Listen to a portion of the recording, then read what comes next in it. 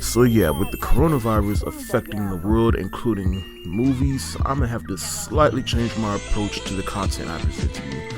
Because there won't be any new movies coming out. Like Mulan got pushed out a week after it was supposed to come out, on the week that A Quiet Place was supposed to come out.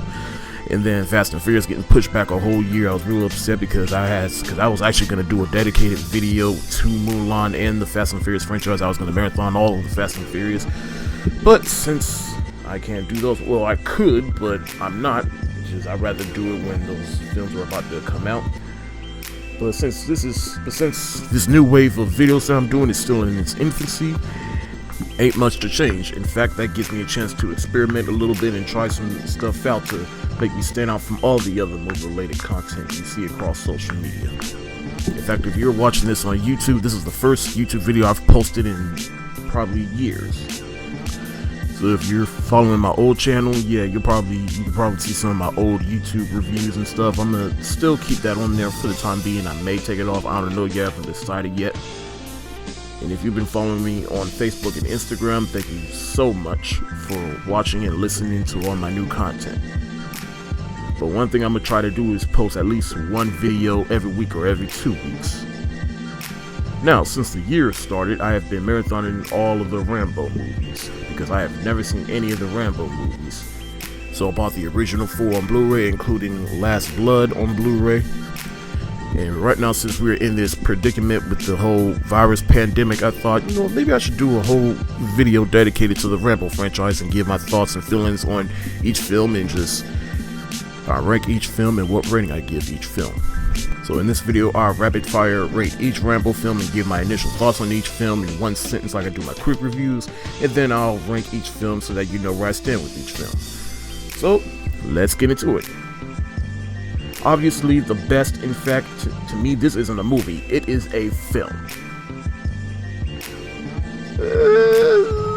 It's fine. I mean, it's fine, it's fun, but it's certainly not the best. Definitely the weakest of the series. The most realistically violent movie ever. A good old man Rambo movie, but not a great send-off to the character of Rambo if this is the last film. And that's how I rate each film, so now let's get into my ranking. At number 5, I have Rambo 3. Obviously, if you tell, I really don't have much to say about this film. I really didn't care for it. In fact, I'm going to elaborate a little more when I get into my number 4, which is Rambo 2. But honestly, obviously, like I said, that first Rambo, that is a film. That's not a movie, that is a film. But there's 2 sequels that came after it, Rambo 2 and 3, yeah, they might be fun, but they're definitely products of the 80s. I mean, in every film, it just feels like it's the same. Rambo gets recruited by some military general or whoever to go on a mission to save somebody, and now we have a Rambo adventure of bloody violence and gore, and yeah. My number 3 ranking might be a little controversial though, and that is Last Blood, which I recently watched, and honestly, I kinda like this film. I mean, there's definitely some problems with it, but I liked it. What I liked about it was a simpler story, and we get to see old man Rambo. He's finally settled down, and he's a surrogate father figure, but then she wants to find out who her father is, and then she finds out her father is no good, and then she gets kidnapped by a Mexican cartel. Now look, given the timing of this film, with the political climate we're in, with the immigration, it has to be conflicted. But all that aside, I can still have fun with this film and just enjoy this film. In fact, the best way I can describe Last Blood is it is Taken meets Home Alone, because boy, this pretty much the middle half of this movie is pretty much Taken, with Rambo trying to save his surrogate daughter. And then the third act is pretty much Home Alone, except the booby traps are a lot more deadlier and gruesome. And that is really fun for me, just watching people just die left and right in fun, creative ways. Despite how violent it is, it's just fun to watch. But as I said, my only gripes with this film is, like I said, I don't know how I feel about how they portray the Mexican cartel in this film, or just how they portray Mexicans, period, in this film. And the production quality of this film is a little straight to DVD-ish.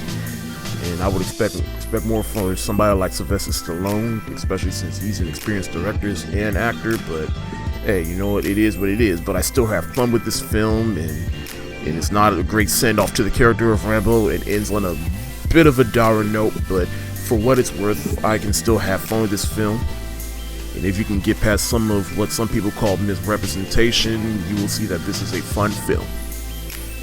And at number 2 is Rambo, otherwise known as Rambo 4. Now, quick little history, like, this movie came out at a time when Sylvester Stallone was having a bit of a career resurgence, because his career at one point was in a bit of a slump, and then he came out with Rocky Balboa, otherwise known as Rocky 6, and at that point people were like, why is he doing this again? Why? He is too old. And then Rocky Balboa turned out to be great, and then he decided to go back to another franchise that he's known for, which is Rambo, and people were like, why is he doing this? I mean, Rocky's one thing, but Rambo, come on now, he's too old for this. And then it turned out that Rambo was actually good. What I liked about Rambo is it did a good job at capturing the violent and dark, gritty vibe that you need to capture for the dark and gritty vibes of Vietnam in present day, and they executed that perfectly, and still got it, at least in 2008 that is. And so that's why I have Rambo at number 2. And finally, at number 1, I mean, come on now, it's obvious, it's First Blood.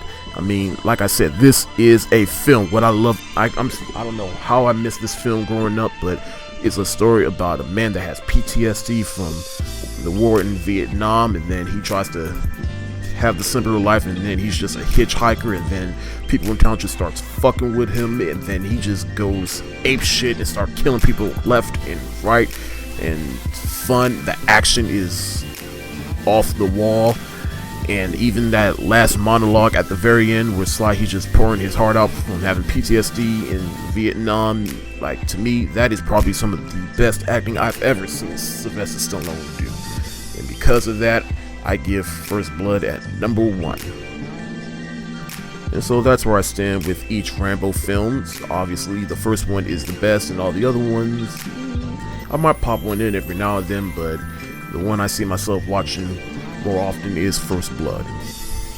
But thank you so much for watching this video, and if you like it, please hit that like button, comment, subscribe, please. Thank you so much.